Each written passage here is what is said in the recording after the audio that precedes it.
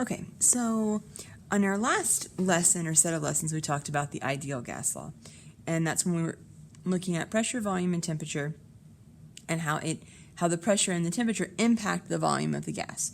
Well, now we're going to be looking at the gas laws. And so this is the gas laws for Miss Martoni's class, and this is maternity leave, page 105.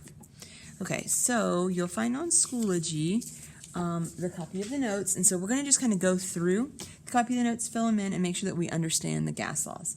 So we have a couple of questions. What are the gas laws? How are pressure and volume related?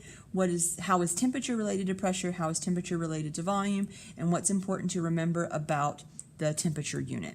Okay, and like I said, page 105. We're covering state standard SC.912.P.12.10. Okay, so the gas laws.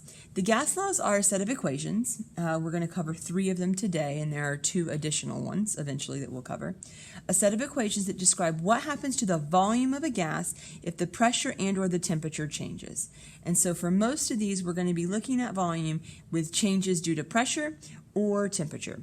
And so we're going to see the relationships between each of these. These are kind of easy to get because we can see them in our real life.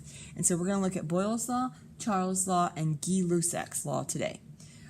So our first law that we're going to look at, like I said, is Boyle's law. And so Boyle's law occurs at constant temperature.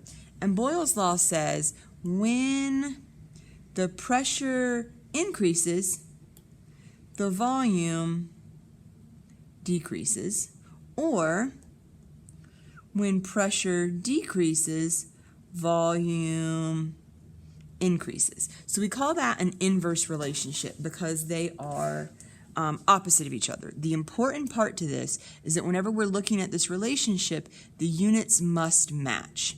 And we'll talk about that a little bit when we're looking at the equations. So we're going to go ahead and write the equation for Boyle's law. The equation for Boyle's law is P1 V1 equals P2 V2. And we're going to discuss that a little bit. The ones mean the initial conditions. Initial conditions. And the 2's mean after the change. After the change. And so if we have something at constant temperature, it's important that we know that the temperature is not changing here. If it's at constant temperature and we start out at a pressure and volume, if we change the pressure, if we increase the pressure, then the volume will go down. And if we decrease the pressure, then the volume will go up. And so one of the great ways to think about this is if we think about a can.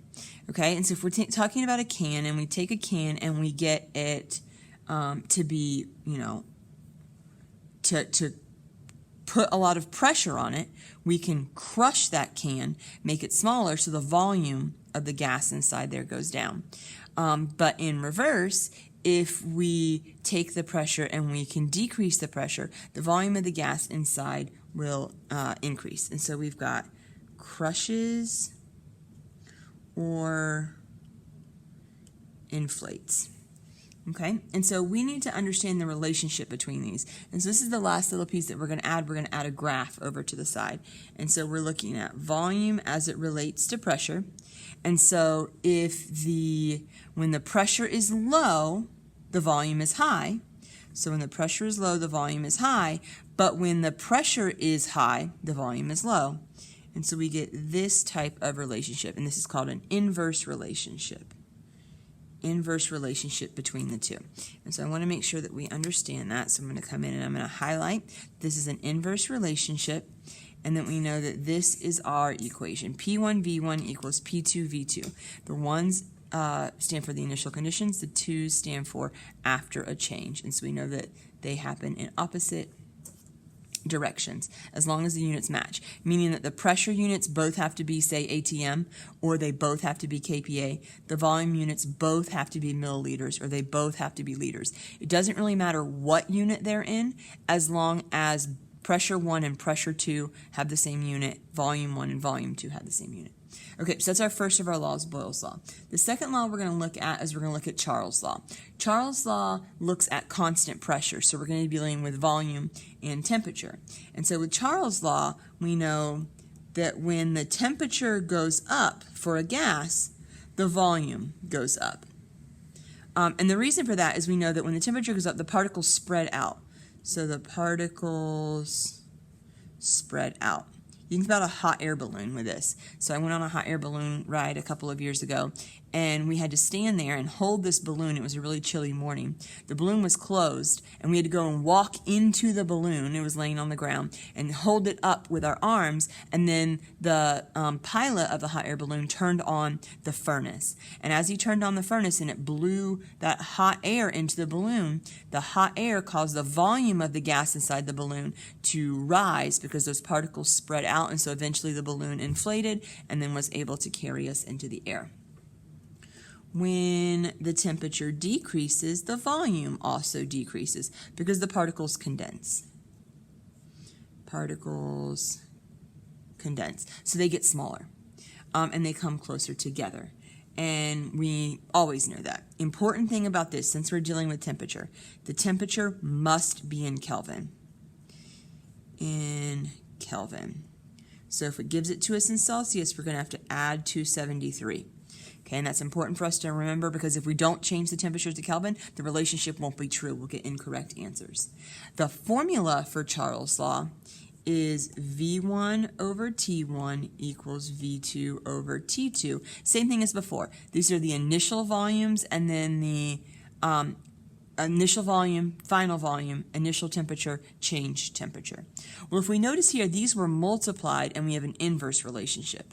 Since these are divided, I'm going to go ahead and guess that we have a direct relationship. But I'm going to set up my graph so I can see I have volume and temperature, and I know that when the temperature is low, the volume is low. So that would be here. But when the temperature is high, the volume is also high. That would be here. And so we can see that this is a direct relationship because they're directly related to each other. When one goes up, the other goes up. So this is a direct relationship, and this is our equation. Okay, notice that the arrows are going in the same direction here. They're both moving up, but in Boyle's law, they are in inverse directions. Okay, last gas law to talk about. We're going to talk about Gay-Lussac's law. And Gay-Lussac's law occurs at constant volume. And so it's a French name, so I know it looks like Gay-Lussac, but we say Gay-Lussac. According to Gay-Lussac's law, now the volume isn't changing, but we're going to look at what pressure, the impact of pressure and temperature have on each other.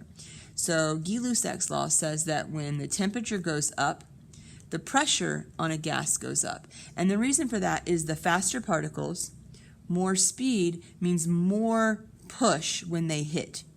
Okay, it's kind of like when we talked about Red Rover, where you make the two lines of students and you send one over. The faster they're moving, the more push they're going to have. Kind of like what we talked about when we talked about vapor pressure and the ability of a liquid to boil. So in the same token, when the temperature goes down, the pressure also goes down because they slow, and that means they hit with less pressure or less push when they hit the edges of the container. Still, since we're dealing with temperature, we must remember that temperature has to be in Kelvin always, so Celsius plus 273. And so we look at our equation. It's going to be very similar to Charles' law because they are moving in the same direction. So we know that we're probably going to have a direct relationship. And so it's going to look very similar to this, except for it's going to be temperature and pressure. So it's going to be P1 over T1 equals P2 over T2. And when we draw our graph and we're looking at pressure in relation to temperature, when the temperature is low, the pressure is also low. But when the temperature goes up, so does the pressure. And so we end up with a direct relationship. I can go ahead and guarantee you that you will, well, I can't guarantee, but I will say that you, 99% accuracy, that you are probably going to see these graphs on a test or quiz, and you're going to have to choose if for Boyle's law, if it's talking about pressure and volume, what's the relationship between them? Now, I'm not going to make you know that Boyle's law is the pressure and volume law. That's not what I'm asking you to do. But if I ask you about the relationship between pressure and volume, you need to know that it's inverse. Because if the pressure on an object goes up, the volume of it goes down. So if we think about taking a Nerf ball, so a squishy ball to the bottom of the ocean where the pressure is really high, that ball is going to be crushed. So its volume, because the air inside of it is going to be forced into a very small area. But at the same time, if we take something like, let's say, a bag of chips that has some air in it, and we take it up to the top of a mountain, the top of the mountain, the air pressure is less, and so that bag is going to kind of puff up a little bit or inflate. So we need to understand that pressure and volume have an inverse relationship, but any of our temperature relationships are direct, because as the temperature goes up, those particles spread out, taking up more volume, and as the temperature goes up, those particles speed up, giving us more push when they hit the sides of the container, and so it expands. And so this would be true of like a marshmallow. If you've ever heated a marshmallow up in a microwave or over a campfire, I'm sorry, this one. As the temperature goes up, the marshmallow gets bigger. And so, because the particles of gas inside are going to expand. And with Gay-Lussac's law, it's kind of like if you've ever had a bottle of soda.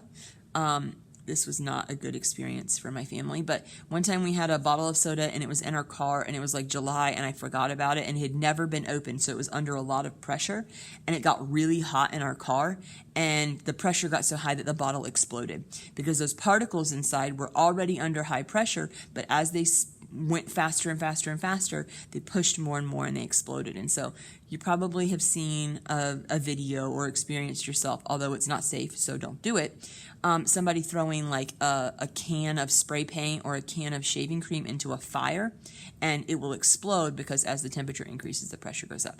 Okay, so those are the gas laws. So we know what the gas laws are, sets of equations that describe what happened to the volume of the gas if the pressure or temperature changes. We know our three gas law equations. We know that pressure and volume have an inverse relationship, that temperature and pressure have a direct relationship, temperature and volume have a direct relationship, and we know that it's important to remember that the temperature unit must always be in Kelvin. It's important for us to realize we can't do our conversions without it. Okay, so that is the basic intro to the gas laws. Our next video, I'm going to go through some practice problems where we're using these equations and solving for it.